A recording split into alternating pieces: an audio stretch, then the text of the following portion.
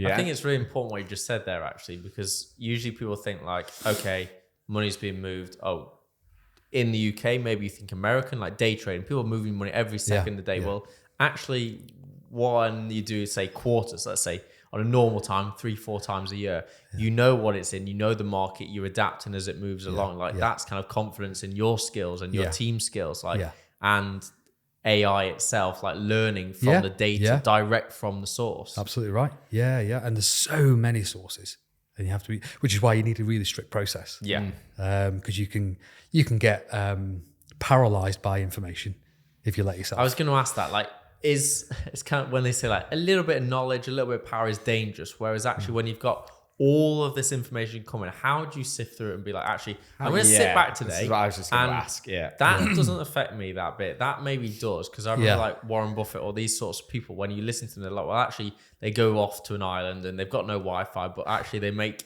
calculated decisions on the long term rather than the short term. Yeah.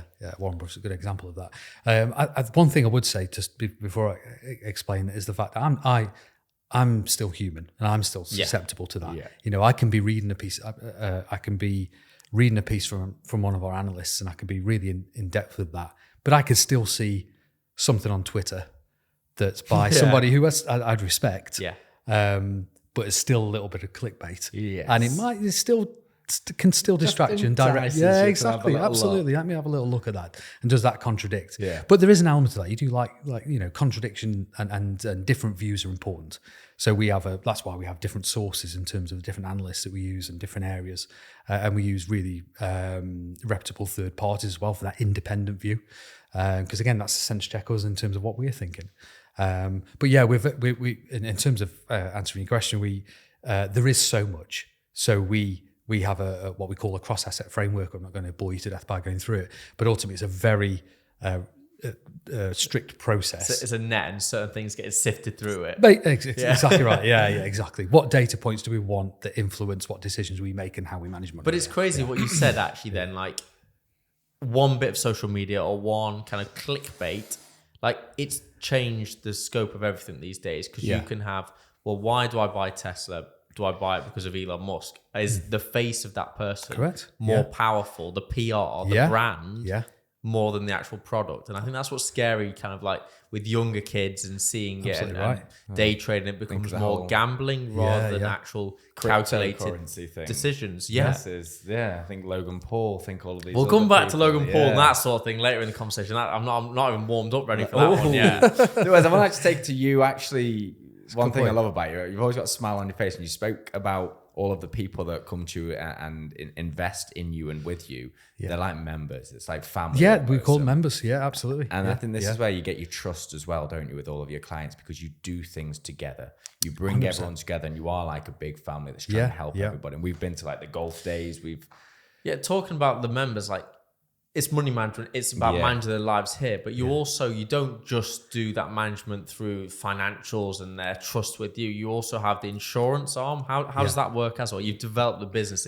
It's continuously growing, and this is what I love about it. Yeah, it's much like I explained earlier in relation to adding the investment management bit. It's always looking, from my perspective, I'm always trying to see how we can create a better experience and a better outcome for our members. And that, so because our member base started to transition more into the business owner, entrepreneur kind of field, of which you guys are, so don't forget that. And because of that, then you naturally look at other areas where actually they start to ask you, what do you think about this, Wes? What do you think about that, Wes? Because you become a confidant, a voice, a coach, almost. So they start to ask you those questions. I don't think I've never called you and be like, okay, I need to move my money from here to here, but I have called you on numerous of times and been like, what's your opinion on this? What do you think about this? Or should I do this? Or would this help me in the long run? Like that relationship is such a positive relationship. Yeah, and just before we started this, I had a WhatsApp from an associate, a law firm that we work closely with, and the owner of that. Wes, hope you had a good holiday. When are you around to come pop? I just want to run something by you for 10 minutes. Yeah. And it's that kind of thing that is very natural, but I really find really important, really valuable, and that's why we've built what we call the net worth network from, because it is more than money. Not everything has to be counted, and what else we can deliver, and the insurance thing comes from that. Is getting asked about what we thought about. Well, hang on a minute, what maybe we can add some value there if we can.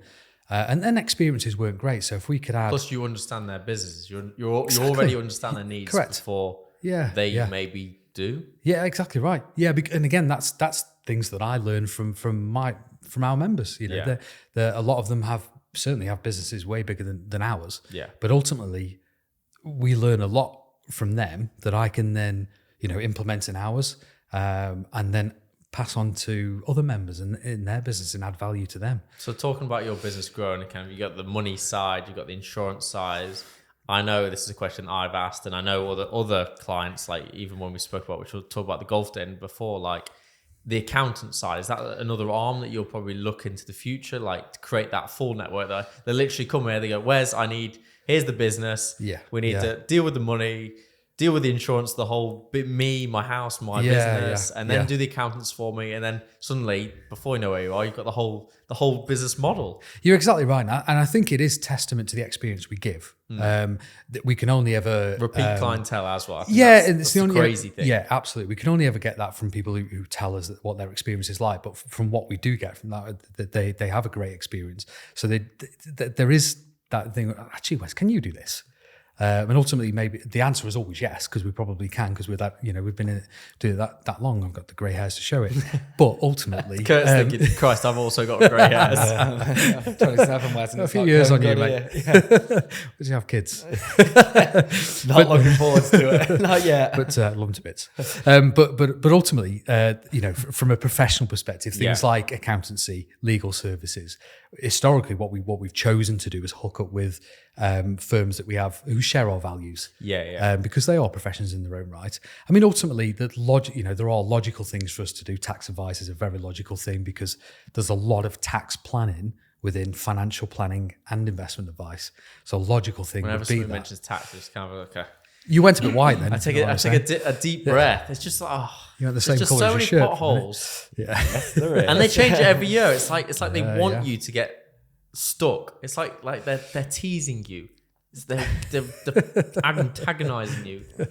Should I drag you into it? There's an internal passion, as you can tell there. I think every single person that pays tax has that. Every single one of our members has the same issue. I'm happy to pay tax. I understand what tax and what it does for the country, and I'm proud to be British, etc., etc. Yeah. But sometimes still hurts. Sometimes they're taking the mate. But I was listening to something the other day, and it was like you start with £500, and where that actually gets you in the end run. If you're paying somebody, then that goes on to tax there, and they're using that money for tax. And before you know it, you've hardly got anything left. That's a huge part of what it's as wealth managers. That's a huge part of it. Yeah. And it goes back to what we were saying before about removing it from things like it's not about necessarily money and products. It is about what can we do to optimize this situation. Whilst we're on this subject, actually, a bit of advice for anybody out there. What would you say for somebody that's getting paid and they have to pay tax? What would you say is the best way of them being able to make sure that they pay that tax and they have the money for that tax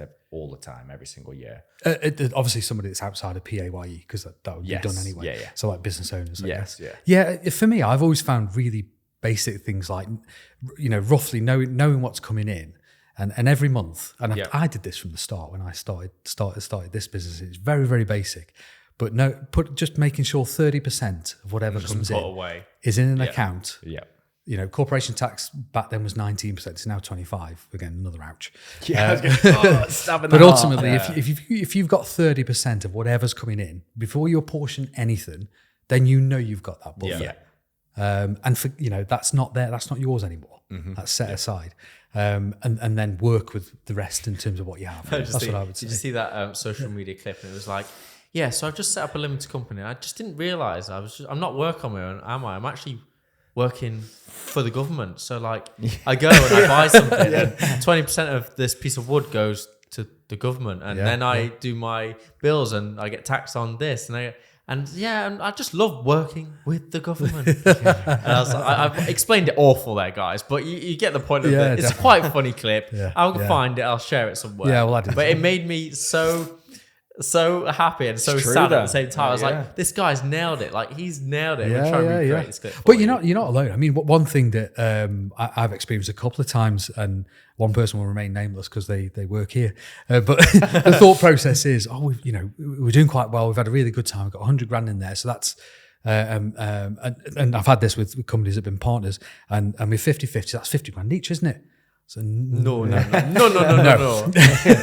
that's not how it works. But again, Maybe 25. that's not necessarily their fault. They've done the right things. They've set up what they think is the right way to set up, and it's about education. This is the 100%. thing. And that's huge for us. It really is. Whatever knowledge we have, and one of our core values is shared knowledge, because we share without reservation, without expectation. Whatever we know, we will share with people because we just think that's the right way to do it.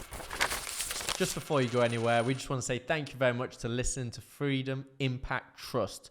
We love your reviews, so please do leave them because it helps other people find us, doesn't it, Curtis? Yes, it does. As AJ said, comment, like, subscribe, share it with a friend, share it with the entire world. Let everybody know that this is the podcast that you guys are listening to, and jot down some comments of any financial advice that you want or any questions. We'll be happy to answer all of them at the best of our knowledge. Thanks again for listening, guys. We hope you've enjoyed it, and we love you all. Yeah, we just want to thank our sponsors, Fint, the financial investment app, where you can invest from as little as £50 a month. Yes, Curtis, £50 a month. So easy. I like it. And don't forget that it's all within 3 portfolios. Simplicity.